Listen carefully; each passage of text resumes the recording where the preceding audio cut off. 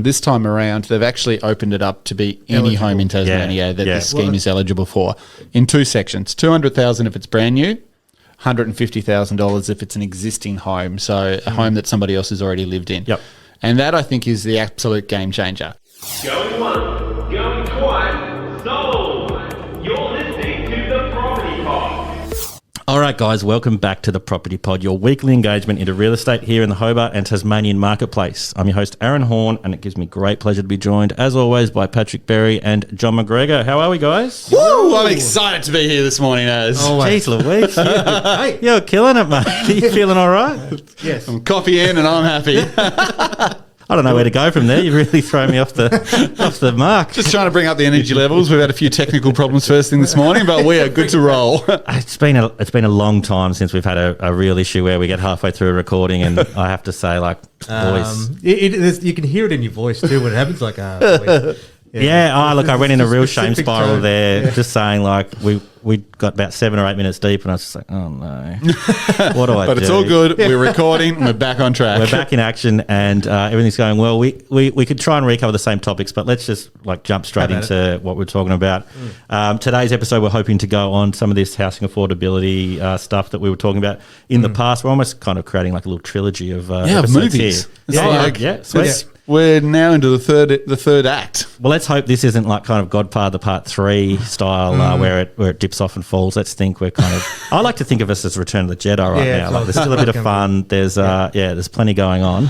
But yeah, I was hoping to kind of continue the topic that we've been talking about, and it kind of started off as proposals that kind of might help the market, and now it seems like the state government's been listening to us. Yep. And they tuned into that pod and went, holy moly, we got to roll this stuff out fast. Exactly. Yeah, these guys are going to beat us to the punch. So let's jump straight into it. Before going into that, I do want to cover off on this musical that's hit the airwaves. Have you guys? I know, Pat, you watched it. John, did you cover off? I didn't get a chance last night. I was spewing too. Oh, well, you guys, if you are into real estate and you're into musicals, then this is the perfect opportunity to be able to watch something amazing. Because what is it? It was like the journey from like buying a house or something. Yeah, so it's on SBS streaming.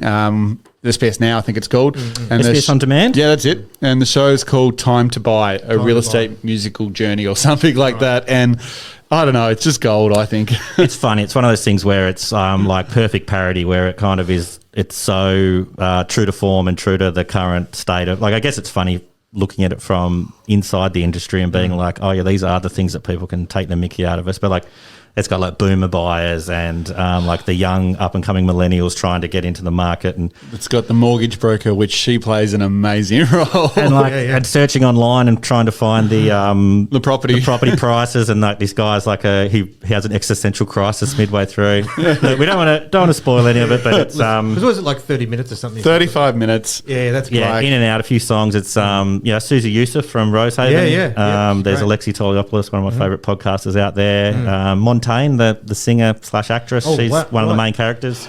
So yeah, made locally, really, really funny stuff. So Time to Buy on SBS. We just thought at the top of the show we should. But don't jump off this episode. Watch that after you've finished listening to this. Yeah. Indeed. So yeah, look, let's jump into some of the serious stuff and talk about some of these promises that are coming from the government. Because this might be music to your ears. Oh, that'll be on the cutting room floor.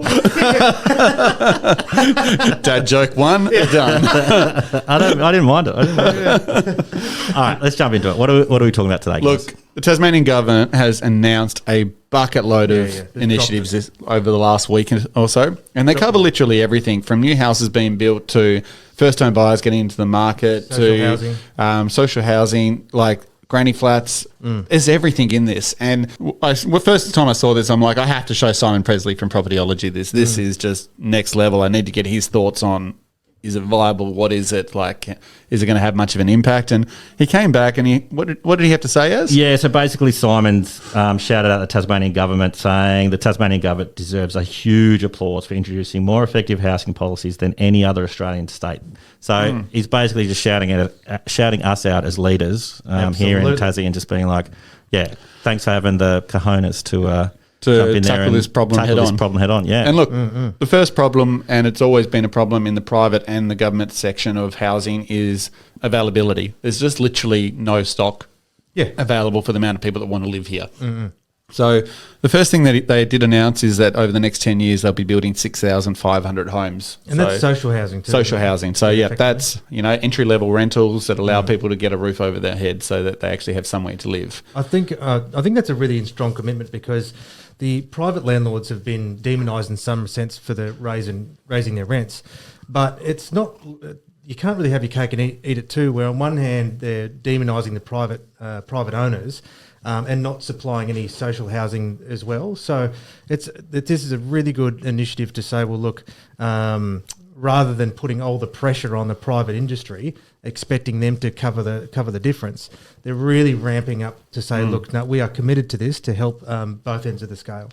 Now, the question is, can they physically build 650 properties a year, especially with the Tasmanian building industry being that far under the pump at the moment with construction? But it will be interesting to see, if they can come forth on the promise. Yeah, well, I guess, again, last week we spoke about medium density building and whether that was a viable option for the future. So it'd be interesting to see if at the start of this program, if the urban sprawl kind of is what kicks it off and we get more subdivisions in places, but then, or within the time period, they work on building up rather than out. Yeah, definitely. And I think that's where they're trying to, because we'll jump around a bit because they're all interconnected in some ways, because one of them that they've mentioned here is the Headworks holiday program.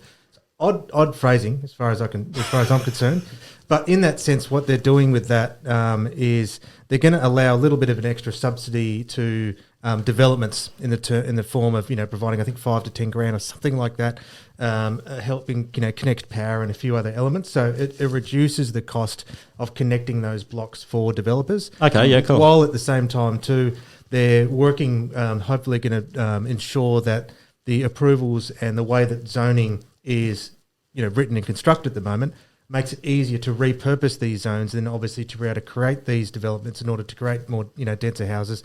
So there's a little bit more flexibility to actually make this stuff roll out as well. So rather than hitting a roadblock straight away, it's kind of like, how do we remove the red tape and get this project off the ground? And I think red tape's probably the best way to look at it, with all the different ways they phrase it. That's fundamentally what they're referring to, is look, can we just make it easier to actually construct these homes in the first place? Which is awesome, because if anyone's dabbled in building or knows someone that works in the building industry, there is so much prep work just to get a house out of the ground, let alone finished for someone to move into. So wherever they can streamline that, and they're going to have to do something like that to get these numbers of properties that they're talking about per year. Like, that is a lot of planning each year and a lot of actual paperwork before a company can even come in and construct it for the government. So, and there certainly doesn't, and there's no shortage of people that want to do it.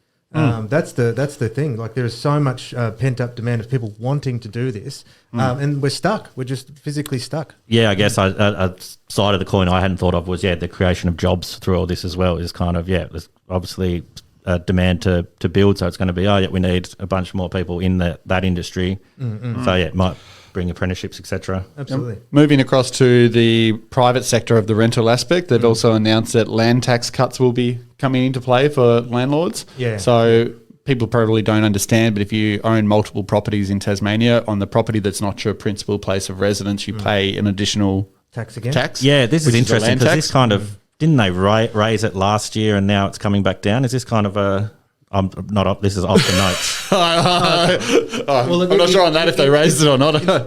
Fundamentally, though, it'll mean that it costs less to be able to own an investment property. Yeah. $220 million worth of cuts around this area.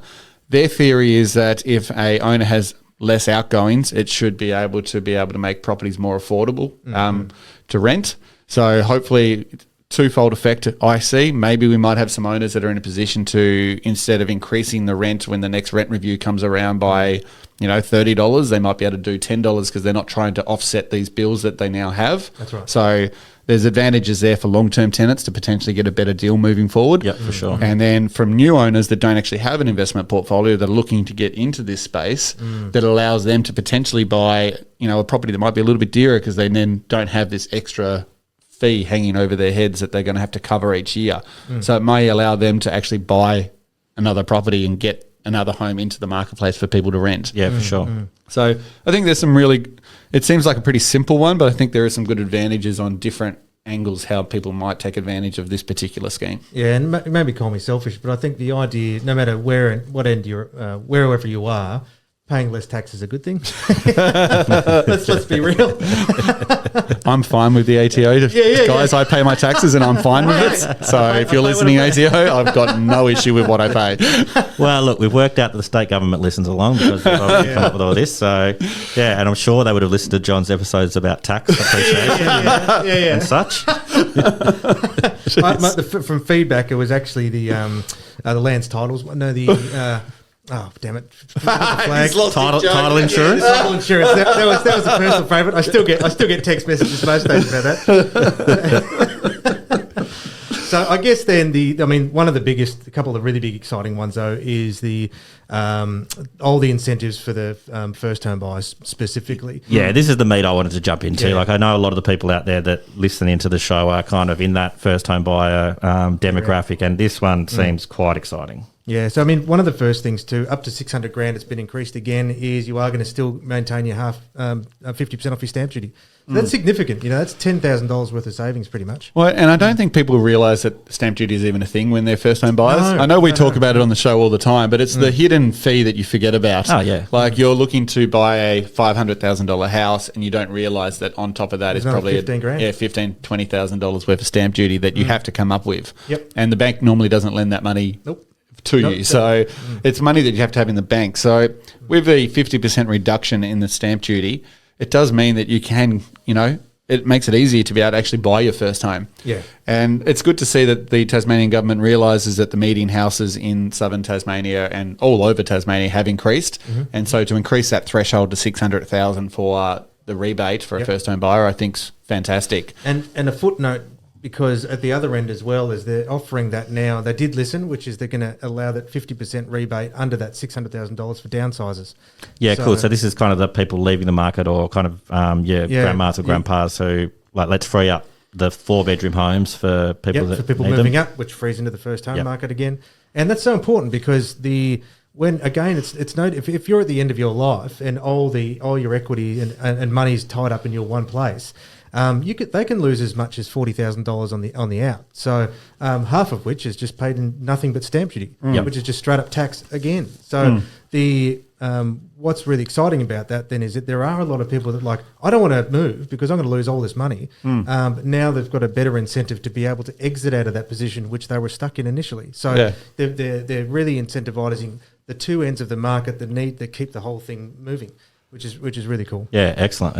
So, but I guess the one that everyone wants to talk about is the one we've left to last. I know, look, Sarah asked, this is the one where my jaw was on the ground when I read it. $200,000? Yeah, Sarah was like, what are you talking about on the podcast? And I said, $200K, baby. And she's like, what? And I was just like, oh, you wait and you just listen. She's like, oh, I have to listen. Yeah, so, all right, so this is the one that's the exciting one. It's the old scheme, which was the home share scheme, has been readapted and it's got a new name, John. So it's the Housing Market Entry Program. Yeah, and boy, does that sound sexy. Who writes these names? I think the way that Dutton put it was kind of cool. It's like, we're going to be the bank of mum and dad for you. Yeah, which is sort of the argument that other young people against other young people are saying, well, good for you, you're at your bank of mum and dad. It's like, well, how about we help you for you? Yeah. And that's sort of where I think they're leading to. So what does it mean? It means that the Tasmanian government become a part owner of your home with you, but to help you out, they're going to put up to $200,000 into a property. Yeah. And on top of that too is that they're going to, obviously with their assurance, you'll only need 2% as a deposit. Which is massive. Yeah, because it's so important because the biggest challenge that everyone faces many times at the beginning is that savings for that giant deposit that you need because of all the additional costs. So the other part too is that you still need to be able to prove to the ultimate lender, which is the bank funding this loan, that you can it can be afforded and you can do those repayments properly. But the thing is there are a lot of people that are paying very high-end premium rent and could easily afford a mortgage. But the only problem is the deposit to be able to make that gap. Well, that's it. Let's say we look at a $600,000 home, which is the max for first home buyers. That's $12,000 in savings you need if you take advantage of this scheme to be able to buy a property. Versus probably 60 to 70. Plus your stamp duty, so you're probably $20,000 savings total you need to buy a $600,000 house, which is ridiculous. Yeah, well, I guess when I was trying to describe it to Sarah, as I was saying, this is what's come out, I said well, just think about how much the market's moved since we purchased. We had to save probably about what you've described there. I had my money, she had her money, and we put that together. If I was to try and do it myself, That's hard. Wouldn't have got impossible. anywhere near. Yeah. And then I said, well, think about how much it's moved in the time You've owned since it. we've owned it. That's probably approximately like that 200K is where we wouldn't be able to afford and we wouldn't be.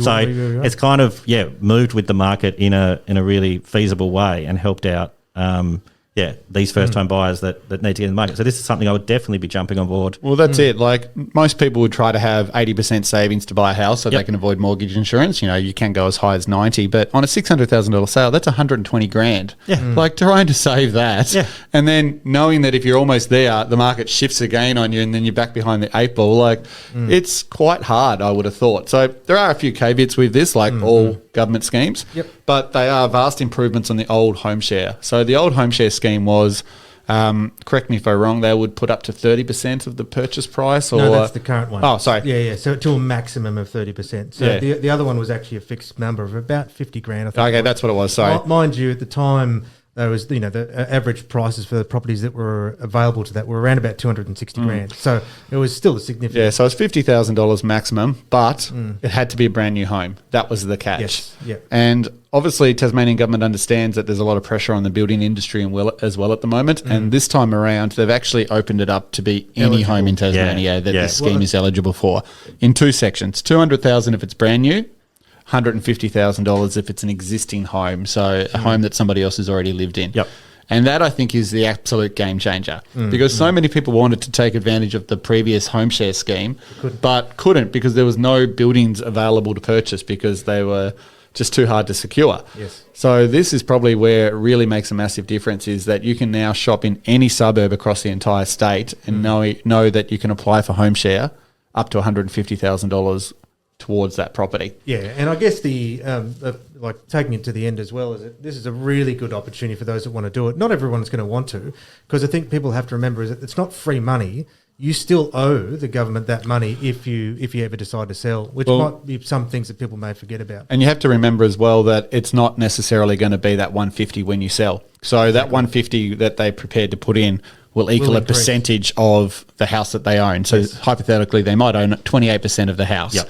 When you go to sell, they get 28% of the proceeds. So if the house has gone up $100,000, they get 28% of that $100,000. So it's almost like considered an investment from the government. Yeah. So the way they're looking at it is that, the housing market is one of the most stable economies out there. Yes. So, Yeah. any money that the government invests, they should get back plus profit over time. And that's why they're able to do this without charging fees. Yeah, I know. And this is exactly kind of where we started 2 episodes ago. With the Singapore type scheme. Exactly. So it's amazing that we've kind of, without knowing, like we What was could say coming. that we could say that we had we an did. inside. Yeah, actually, we bloody knew, Yeah. guys. If anyone's listening, we save the Tasmanian property industry. See, yeah.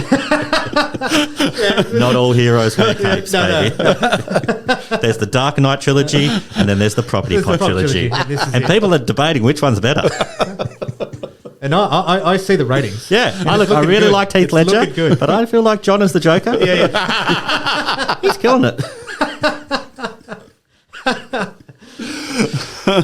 No, look, it's crazy that we kind of unbeknowingly, stumbled onto this, but it's a massive issue that's been affecting all the people across Tasmania and Australia, and I guess the state government have noticed and said like, all right. And that's let's it. You only have to look Let's at get on like the Mercury newspaper, how many articles have been put out about how people are sleeping on friends' couches because there's no rentals available, or people that have been priced out of the marketplace because homes have increased too much in price. Like there are so many stories out there where people, your friend Joey, didn't he make 13 offers on properties before he managed to actually win a property? Like that's demoralizing for a lot of people. So many people just give up trying to buy a home because it's too hard. So I think this is a nice rounded package. They haven't just sort of zoomed in on one sector and said, this is the only people we want to help. Yeah. They're looking at it across the board for everything. Yeah, no, everything intertwines in together as best as they could. Absolutely. So it's a very clever scheme. It'd be interesting to see, how it's taken up and what sort of feedback it gets from the public as they start to realise these incentives exist. Yeah, absolutely. And also too, like how does it have an effect on, the carry-on effect, versus a home buyer looking to do it on their own versus a home buyer looking to do it with the government? Do they all of a sudden have a leg up whereas they don't? Like there's, a whole interesting waft of things that would, carry out over the next, however long this lasting for. But in the end, though, it seems to me that, especially with the idea around development, the rezoning, the capacity to do more with less, even they're talking about repurposing the government buildings to be better utilised, back to the being able to, do residential buildings above commercial elements, which brings more residential housing to denser areas. For all that element where they're saying, look, we really want to focus on supply, I can only see that as a good thing for the future. Yeah, cool. I'd just to finish up, I've got a quote here from the Property Council of Australia, Tasmanian Executive Director Rebecca Elston. She's basically said the government's introduction of this approach demonstrates a government looking at new ways to tackle a very complex issue across Australia and the state. It's widely welcomed by the entire industry. Massive issue. Obviously, we solved it 2 weeks ago, but it's so good that they've... so good. Happily to give them credit, fine. All we did was Google how to fix housing issues to make a podcast, and we had it solved in an episode. That's all it took. You hear about all these true crime ones where they come and, I solved the murder of... You're going to say our podcast we solved housing affordability. So just let it be known. Thank you for being part of this ride. And and you're right. Welcome. I'm sure Rebecca from the housing people that you was talking about would not be insulted at all by your comments. No, there. See, they did mention it, but it was off mic. Yeah. So when if it's not streamed, it doesn't count. Is that what you reckon, John? Yeah, exactly. No, look, shout out to some amazing packages out there for all the people that are trying to get into the market and all the rentals and. So look, shout out to everybody out there. We're excited about it. Pat was very excited at the start of the episode. I was. Woo! And we'll be back next week. Actually, I don't think I'll be back next week, but I have organised for Chris to come back in. Oh, boom! So talking with him, he we've had great response from his episode, like really, really good response. And we work on an investor series with him, so that's a whole nother really kind of offshoot that we can do. But professional Pat, mate. That's what I'm all about. We'll miss you till you return, mate.